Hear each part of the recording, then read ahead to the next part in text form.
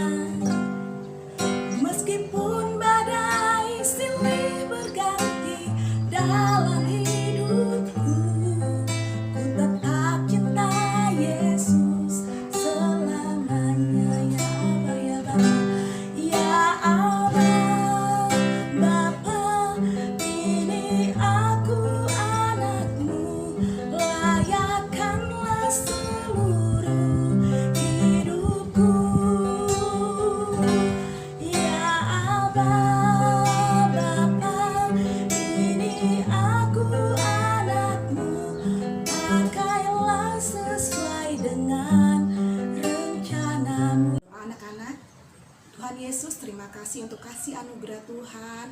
Hari ini kami bisa melaksanakan ibadah online. Tuhan, kiranya siapkan hati kami agar kami bisa menyembah Tuhan dengan sepenuh hati. Dan setiap pujian-pujian yang kami nyanyikan, biarlah itu menjadi kesenangan bagi Tuhan dan menyenangkan hati Tuhan. Terima kasih Tuhan, dalam nama Tuhan Yesus kami berdoa dan mengucap syukur. Amin. Betapa baiknya kasih Tuhan itu kepada kita semua. Mari anak-anak, kita angkat lagu pujian Betapa Baiknya Engkau Tuhan. Boleh bertepuk tangan, bersama-sama kita nyanyikan lagu pujian ini. Betapa baiknya Engkau Tuhan, kasih-Mu tiada berkesudahan. Betapa mulia kasih-Mu Yesus, jiwaku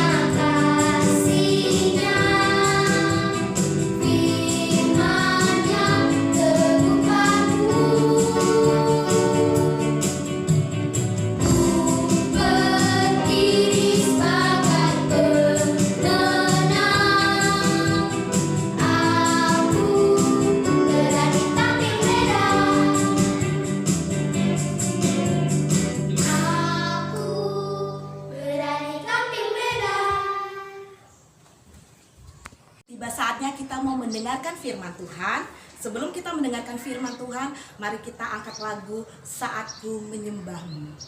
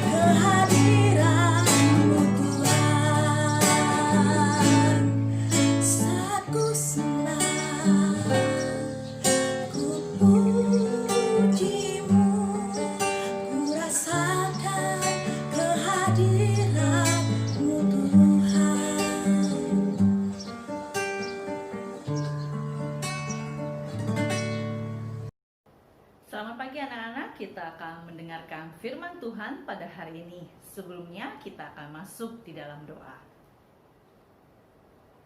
Tuhan Yesus, terima kasih untuk hari ini kami boleh bersama-sama mengikuti ibadah. Tuhan, sekarang kami akan mendengarkan kebenaran firman Tuhan. Tuhan, tolong setiap kami boleh memahami dan mengerti setiap kebenaran firman Tuhan. Terima kasih Tuhan, di dalam nama Tuhan Yesus kami berdoa. Amin.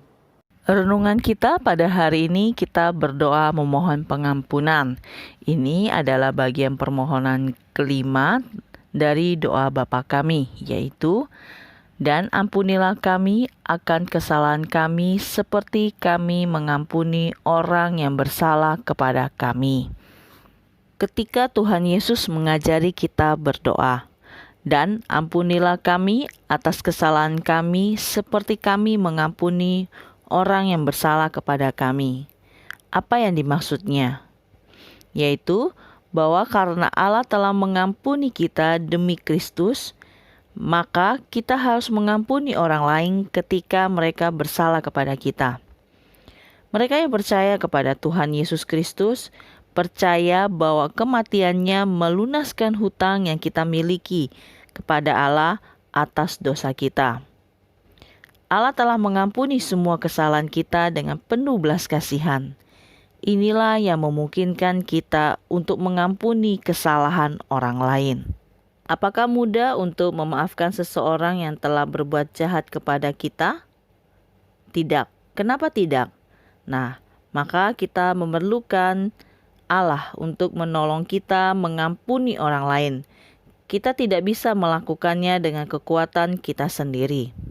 Kita akan belajar dari cerita tentang seseorang yang bernama Stefanus yang melakukan apa yang Yesus ajarkan pada kita di bagian ini dalam bagian doa Bapa kami, yaitu, "Dan ampunilah kami atas kesalahan kami, seperti kami mengampuni orang yang bersalah kepada kami." Kita akan belajar dari Kisah Para Rasul 7. Kisah Para Rasul adalah kitab kedua dalam Perjanjian Baru yang dituliskan oleh Lukas. Lukas adalah seorang dokter. Kitab ini menceritakan bagaimana Tuhan Yesus menyebarkan kabar baik kepada seluruh penjuru dunia melalui para pengikutnya, yaitu para rasul. Stefanus adalah seorang diaken.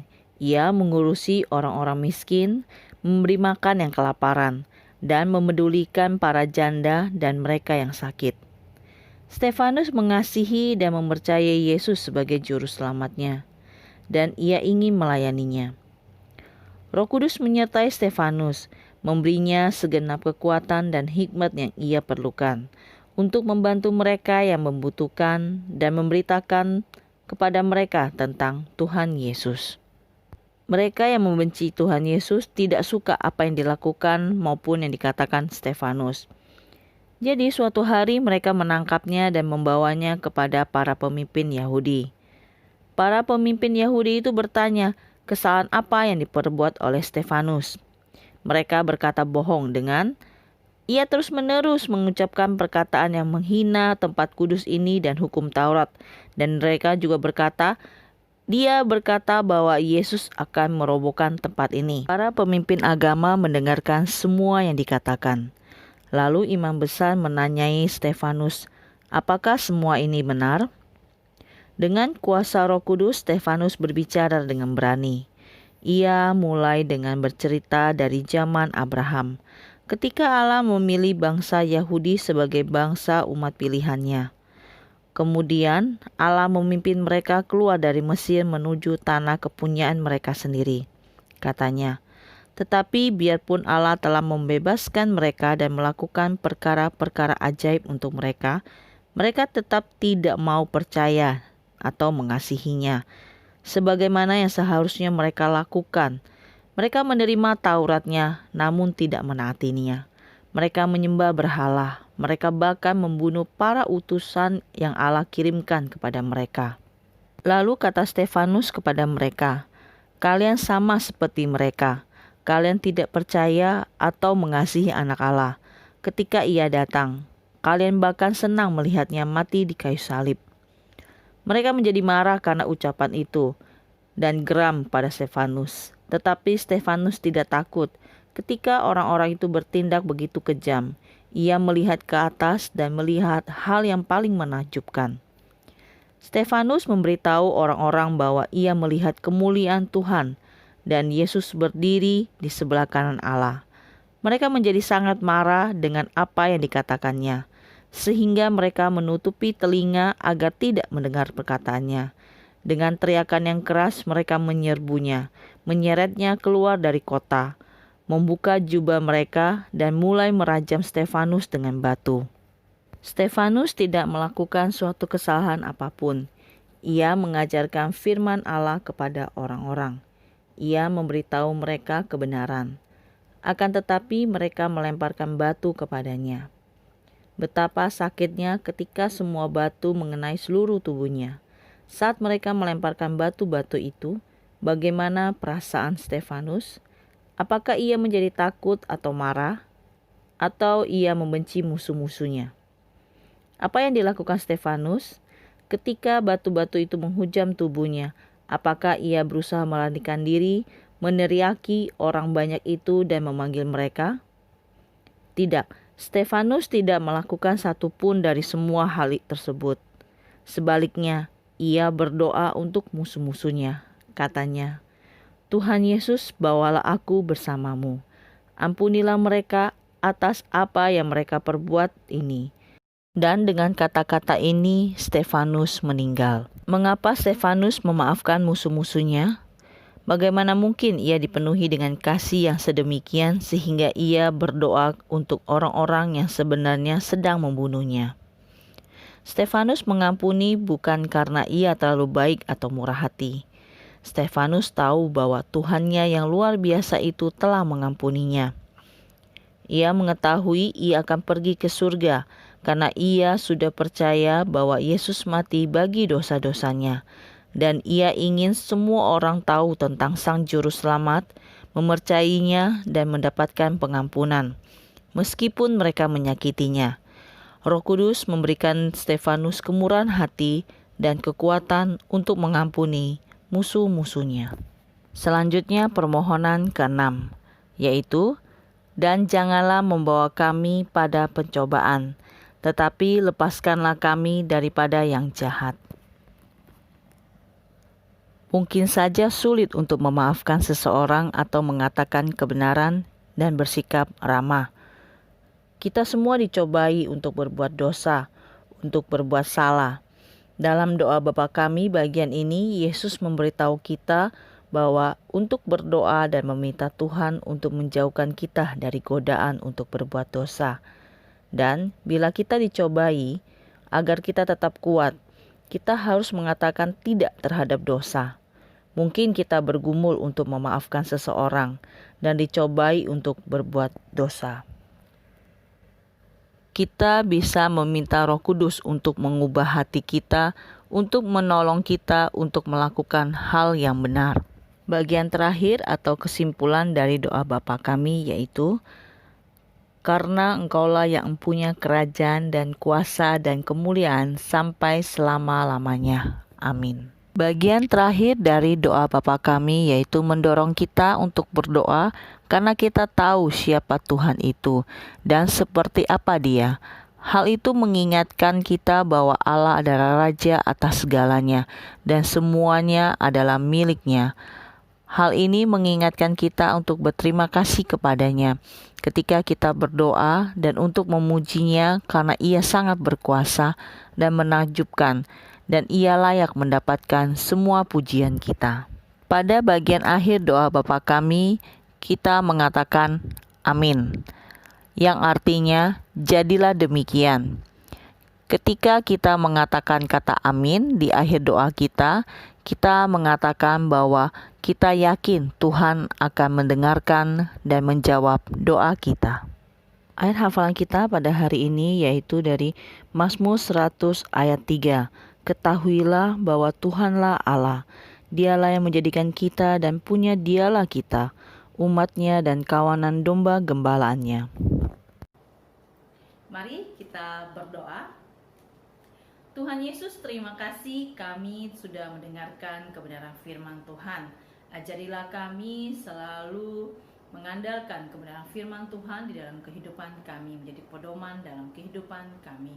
Tuhan ajarin kami selalu melaksanakan setiap kebenaran firman Tuhan yang sudah kami pelajari, kami pahami, kami boleh lakukan dalam kehidupan seharian kami. Terima kasih Tuhan, di dalam nama Tuhan Yesus kami berdoa. Amin. Demikian hari ini ibadah kita. Tuhan Yesus memberkati. Selamat melanjutkan pembelajaran pada hari ini.